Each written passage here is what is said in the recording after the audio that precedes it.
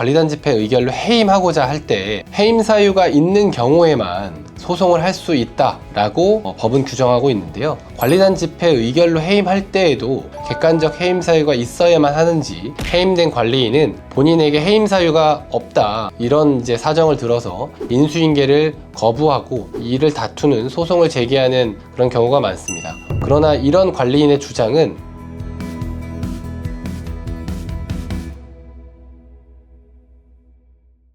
안녕하세요, 이현조 변호사입니다. 오늘은 관리인을 관리단 집회 의결로 해임하고자 할 때 객관적인 해임 사유가 반드시 인정되어야 하는 것인지 이 부분 쟁점에 대해서 살펴보겠습니다. 먼저 관리인 해임에 관한 법 규정을 살펴보겠습니다.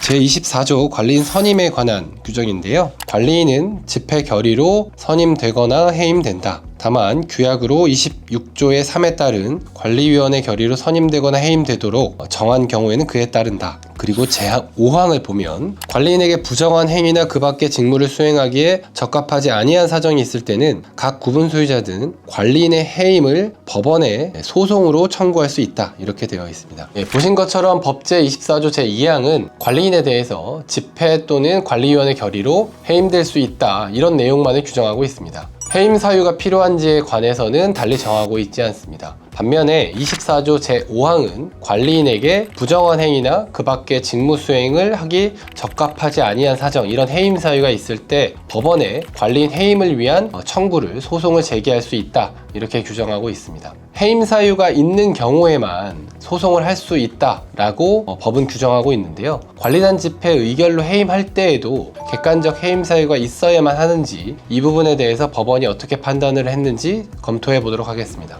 집합건물법 제23조 3항에 대해서 먼저 언급을 하고요. 근데 그 24조 3항은 방금 보신 해임 청구 소송에 관한 24조 5항과 달리 관리인에게 부정한 행위 기타 그 직무를 수행하기에 적합하지 아니한 사정 등의 해임 사유가 있을 것을 해임의 요건으로 하고 있지 않을 뿐만 아니라 관리단과 관리인 사이에는 민법의 위임에 관한 규정이 준용되고 그러한 위임 계약은 별다른 사유가 없더라도 각 당사자가 언제든지 해지할 수 있다라고 보는 것이 민법의 규정이기 때문에 관리단 집회 결의에 따라 관리인을 해임할 때에는 아무런 해임 사유를 요하지 않는 것으로 해석해야 된다. 그래서 해임 사유 없이 관리단 집회 의결을 한 것이 적법 유효하다 이렇게 판단을 했습니다.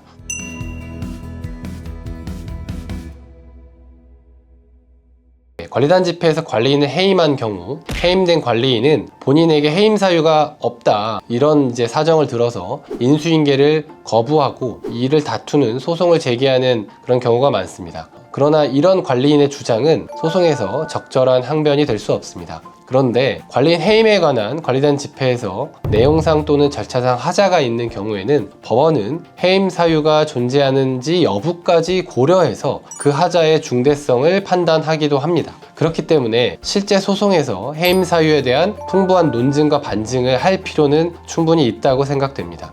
오늘 소개해드린 판례가 관리인 해임 이후에 분쟁을 겪고 계신 분들에게 조금이나마 도움이 되셨길 바랍니다. 감사합니다.